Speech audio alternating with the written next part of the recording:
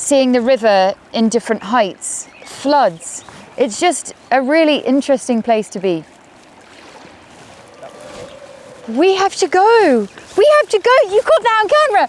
We gotta go. There are salmon. They do exist. My earliest fishing memory was probably at my local trout pond when I was around 5-6 years old. And my brother and I used to go with my mum. We were sort of fighting and trying to catch more fish than the other. And I remember the guy who was running the trout farm at the time, he took us aside and killed a fish in front of us and gutted it and then showed us the pumping heart. As kids, we were like, whoa, you know, it was just like, for us, like really, really interesting. I think those crazy memories stick with you. We've just seen a salmon jump, and actually today has been a good day. There's been a salmon lost up there, a very big one, and lots of fish jumping everywhere. So it's worth, as soon as we've seen that sighting, we're gonna get in. If there's a fish, there's usually more than one fish. And maybe that fish has moved slightly upstream, so I'm just covering it from above, and then I'm just working my way down, and hopefully I can intercept one. Come on, salmon, do it for the camera. The Tyne is now our home river, and it's just phenomenal fishing. You've got salmon, you've got trout, sea trout, and they have a relatively healthy population as well. In the last few years, they've seen more than 30,000 migratory fish run this river.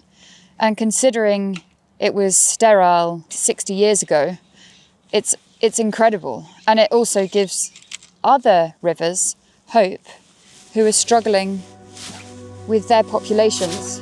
It's an example, you know, a really good example of if a river is cleaned up and people come together and start putting the health of the river first, then only good things can come from it.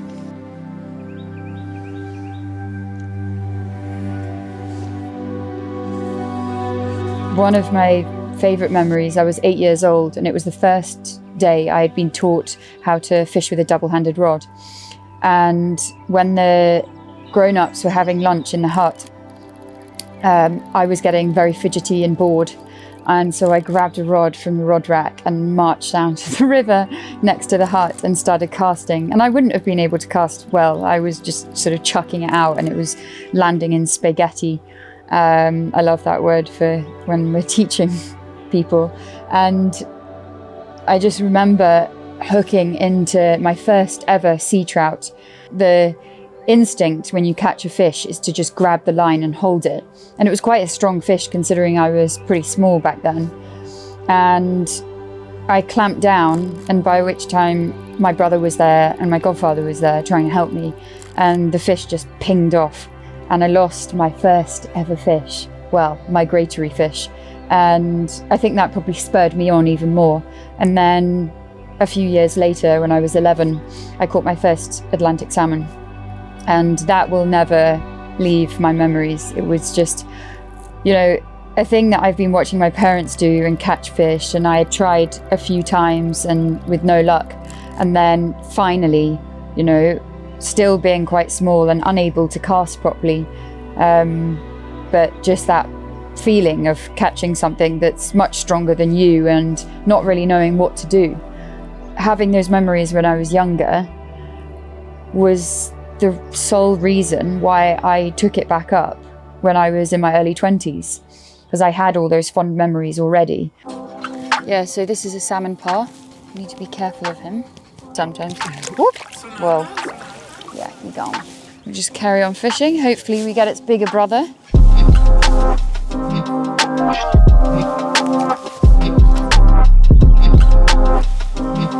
Tiny fish. Tiny baby.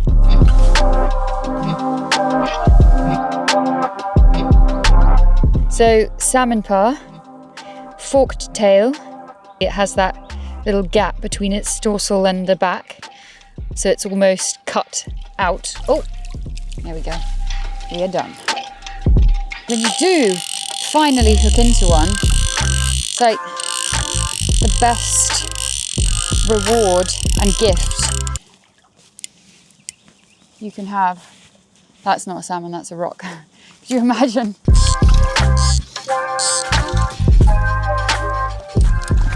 For me, it wasn't a big deal that my mum was into fishing, whereas, you know, it's perceived as a male-dominated sport. But back then, when my mum was fishing so much, it would have been even more so a male-dominated sport or pastime. So, yeah, it was great to be, you know, in and amongst and watching my mum fish, because I think that just normalised it for me.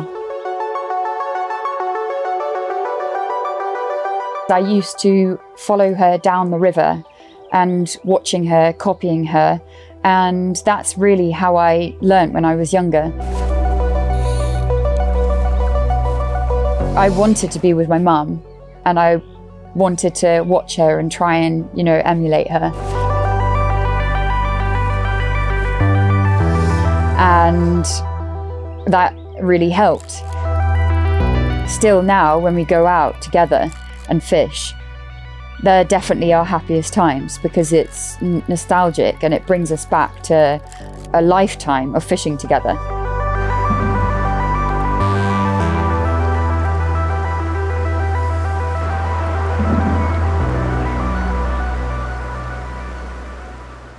I'm gonna change my fly, I'm not feeling it. So I've just had a gut feeling to change. I think I want something a little bit brighter on. I'm fishing this pool actually with dressed flies first, so nice and light. I'm feeling positive about this fly.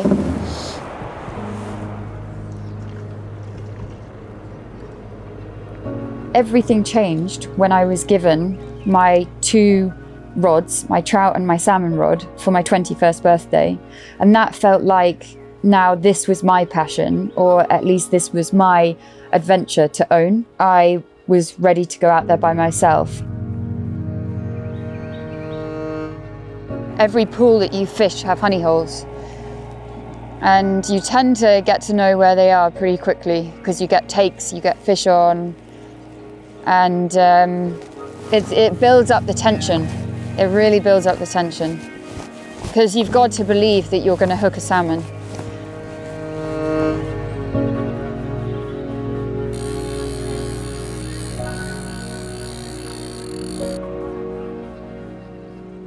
There's something amazing about traveling, but I also love just coming home. And if I had to choose between both of them, I would definitely choose here, because there's something really, really special about getting to know your home water. We've seen so many changes since the 1st of February. Seeing the river in different heights, floods. It's just a really interesting place to be. We have to go. We have to go. You got that on camera. We gotta go.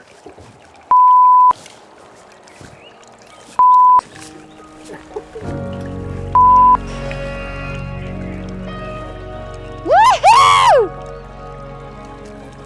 Did you get that on camera? There are salmon. They do exist. It's so important to protect places like this, because they're rare, and the ecosystem and the environment and the wildlife around it is just so incredibly special. And that's why supporting organisations like the Angling Trust is so important, because all of the initiatives and the campaigns are to protect these ecosystems. And did you know that if you sign up to the Angling Trust membership, that part of the money that you pay for every year goes towards Fish Legal, who are fighting to protect these environments for future generations?